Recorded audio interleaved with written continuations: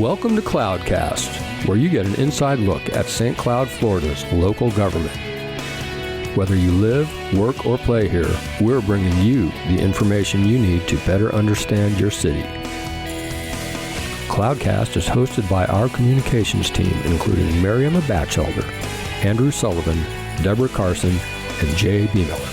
Thanks for listening in to Cloudcast.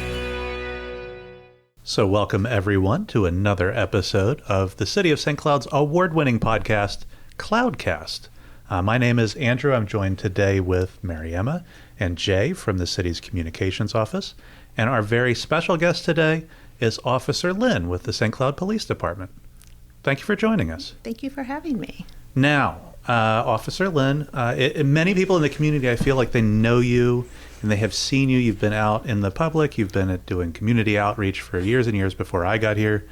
And what is there that you don't do for the police department? I feel like that's the shorter list. I don't make arrests anymore. Okay. So that's one thing. Okay, that's good. You do provide a lot of services for the community, and I don't think it's really well represented how much you do. And I know we've got a lot of programs over the summer months and things that are things that we focus on safety-wise. And I was hoping that today we could discuss some of the topics of safety, particularly related to cars. That's perfect. Well, one of the things that I'm very passionate about is car seats. I've been a car seat technician since, I think 2002. So it's been a while. Right now, I don't have any seats, but I do checks. And it's crazy to know, out of all the car seat checks that I do, maybe 1% are 100% correct. Yeah. And it's just little things, but those little things can lead to something happening to a child, and a child getting hurt, or even the worst part, being killed in a car crash. Because if you're an expecting set of parents and you're really involved and you're going to the classes that they offer at the hospital, they might address it in a 20-minute span, and they might give you a once-over and a look as you take your child home with you. But those are on the good cases. Exactly. So, in what you've seen before, who generally are the folks that are approaching you looking for assistance with setting this up? So far in the last year have been parents, and they normally call me within a week, sometime the day before the child's supposed to come. And they're just freaking out because, here it is, this car seat, they went and tried to put it in and they can't figure it out. And it's really not enough time to do everything that you need to with reading the book about the car seat, looking at your vehicle's book to make sure the car seat's properly in the car, and just to make sure that it fits in your car. Now, granted, the process for me happened 18 years ago with my first, but I can tell you that the diagram that they send home with these things is not always an exact match for your vehicle, and the anchors never match up, and the way you fasten things is always different. It's a lot. They've gotten better. Okay, well, that's good. Yes. So in your mind, you don't need to have all this stress the day before or the week before. These are things that you can be contacted if you have a question anytime, right? Oh, yes, absolutely. You can call me as soon as you find out that, you're pregnant, and we can start going. And actually, I would prefer that, because I hate to have a poor mom who's, about ready to have her baby in the backseat of a car in the middle of summer, right, trying to put a car seat in. Because if it's not anchored properly or facing the correct direction, or all of those things could be... A whole bunch of stuff could be wrong. Yep. And when I do my car seats, by the time that parent leaves, they're going to be confident that no matter what they do when they take that seat out, they can put it back into their car or into another car. And you can set up these checks, in advance, obviously, but you just go right up to the police department at 4700 Neptune Road, and you can do the check there? Or? Yeah, I do them there. Some cases I'll go to the house, but I do suggest, because our community engagement team is so busy, to call me, and I'll get people on the calendar. Okay, that's perfect. Another big program that you're all about is related to car heat, especially in the summertime. Absolutely. Yeah, and we want to make sure that we're always checking the back seat, not only for little kids, but our seniors. We don't want to generally leave people in cars. No, absolutely unattended not. At all. Yeah. I mean, I want to say they say within 10 minutes your car can go up like 10 to 15 degrees, and in Florida heat, that's going to be immensely, your time factors are going to be like in a split second. You're going to have that heat go up and anything could happen. Yeah, even on our pleasant summer days where it's, temps are only in the mid 80s, you can get, 100 degrees plus inside the car very, very quickly. And, the folks that are the least prepared to deal with that are feeling the effects the most, for sure. It is always seems like it's either somebody that didn't intend to leave somebody in the car, they forgot about, how do you get into this habit of just checking and hopefully not experiencing this? Well, they do have a saying that they have out there now. It's called stop, look, lock. So take a second and stop, look into your back seat, make sure no one's back in the back seat, and then go ahead and lock your vehicle. And then the other program, I think people realize that they need to do their car settings and they need to be able to operate and see all around them. But I think people underestimate exactly how much we change as we get older and the settings that need to change with our vehicles to operate them properly. You have a program for that, right? Yes, we do. But I also think that they don't want to admit that they've gotten shorter. But it's a program that's geared towards our seniors called Car Fit. And it's a simple program just to make sure that they fit into their car, that, that they're proper distance away from the airbags, up over the steering wheel, and then also to make sure that they're used to where their rearview mirror is, as well as the side mirrors, so we can cover those blind spots. Because a lot of crashes happen when someone's trying to change a lane and they're not looking, or they're missing that blind spot and they just sideswipe someone. And you do some of these events where you offer this service in collaboration. We have some other law enforcement partners, in the county and around Central Florida. How often do you do those? I partner with the Children's Safety Village for car seats. I'm going to be partnering with some Orlando people to go do car seat checks up at the Orlando Fire Department. The health department here in Osceola County reached out recently, and we got something on the books for September during National Car Seat Week. And then I have Osceola Council on Aging that I've worked with before. Our subdivisions, our 55-plus trailer park subdivisions have reached out. So anyone that wants to call me and collaborate and get that education out there, I'm all about it. And now, of course, we have our new communities like Twin Lakes, which is a 55-plus. Yes. There's all sorts of opportunities for outreach, which it was pretty much you and a sergeant when I started here a few years ago, and that was community outreach for the department. It's a little better, hopefully, in the last year or so with the COPS grant and the addition of more folks to 6 additional officers, and they all hit the ground running.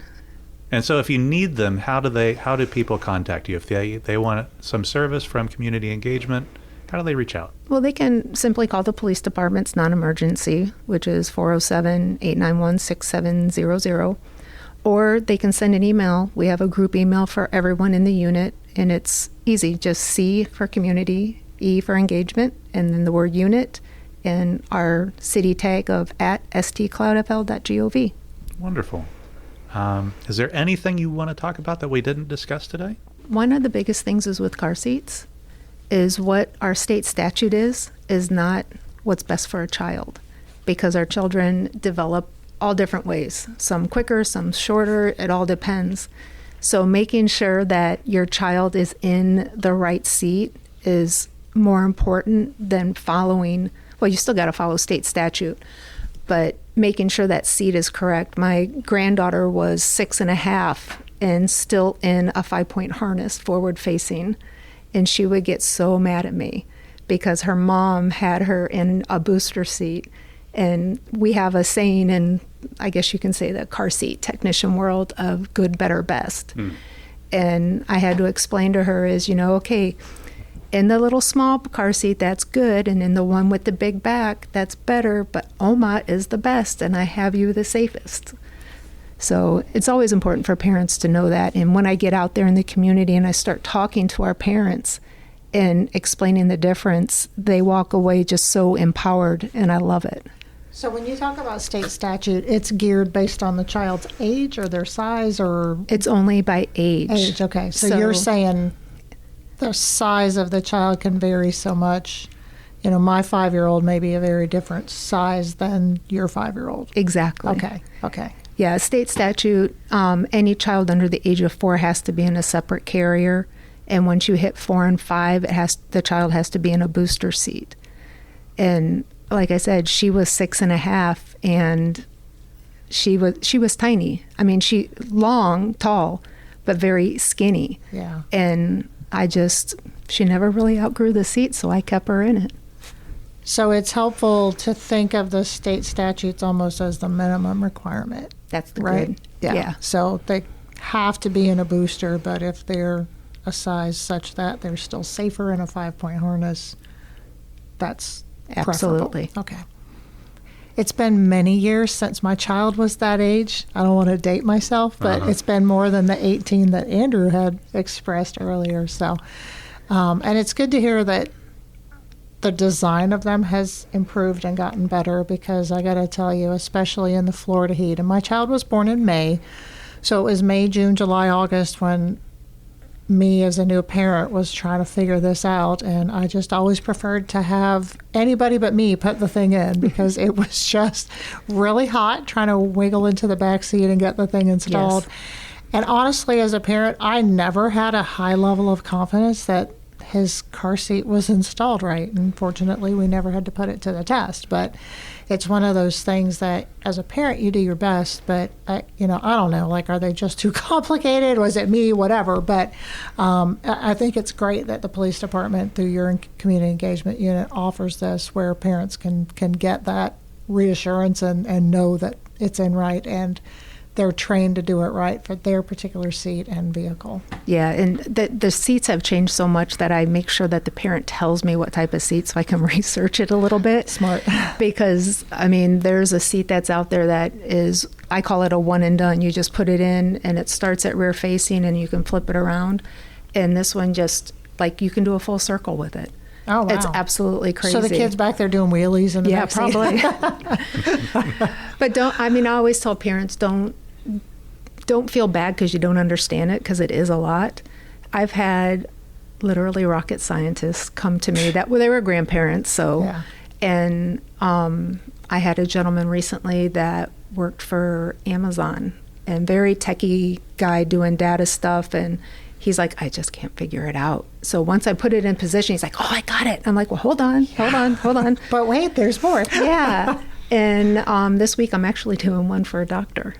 See, I was going to say, I always felt at that time that I needed to have an engineering degree to figure this stuff out. I'm like, maybe it's me, but so I'm happy to hear that even, rocket scientists and people like that are having, the same struggles I did. So, yeah. But again, kudos to you and your team for providing that, because it's so important. And I know, a lot of us have seen too many times the impacts of what happens when the child's not in a car seat or not properly in a car seat. And, we could all go the rest of our careers and be quite happy never witnessing that again. So, yeah.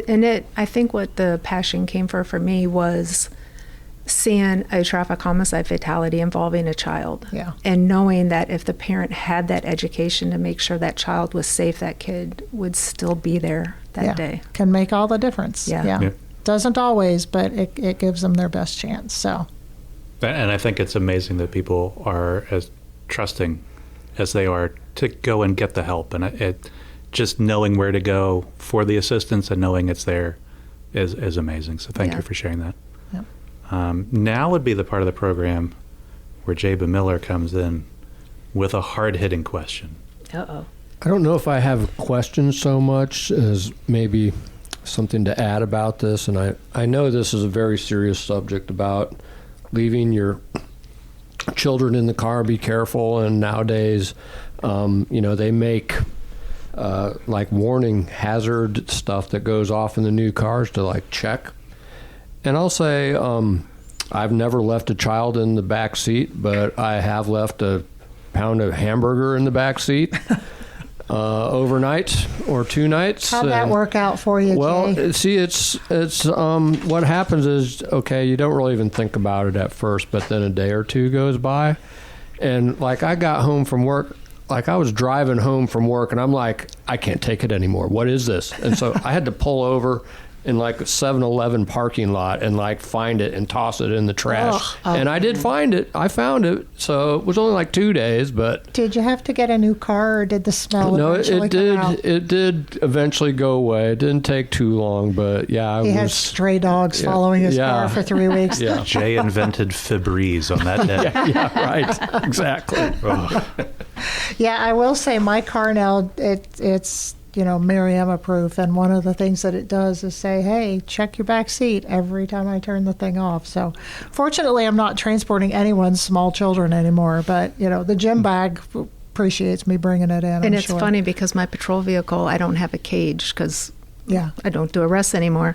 And all of a sudden, the vehicle must have done an update because I opened the door one morning and it's like, dong, dong. I'm like, what was that? And it's got a little picture that comes up and shows you the back seat with a car seat in it, just to say, that sort of, hey, stupid, reminder, come. Remember, there might be a tiny human or a tiny animal in the back seat. Yeah. And it's sad that we need that reminder, but it might just save a life. So Absolutely.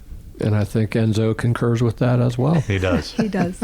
Well, Officer Lin, thank you for stopping by and chatting with us today. I know these topics are very important for the safety of everyone in our community, from the youngest and smallest to right up through the age continuum. So we appreciate your sharing this information. And tell us one more time how people can contact you. They can call us at the police department. The non-emergency is 407-891-6700. Or just by emailing our community engagement unit, which is C for community, E for engagement, the word unit, and our ending tag of at stcloudfl.gov. Great. They can also catch me out in the public. Ask me a question. I love talking to our community. You are everywhere? She is everywhere. I am everywhere. If you're at an event in St. Cloud, you will find Officer Lin there. Yeah. But you know what? Ever since we got our additional members, we got like 3 to 4 events sometimes. So go find one of my friends and just tell them, have them call me. There you go. We're out there. Well, thank you very much for joining us today. And thank you for joining us, listeners, on another episode of the award-winning Cloudcast podcast. Thanks for stopping by. That's it for this edition of Cloudcast. Don't forget to like, follow, rate, and review, and we'll see you next time on Cloudcast.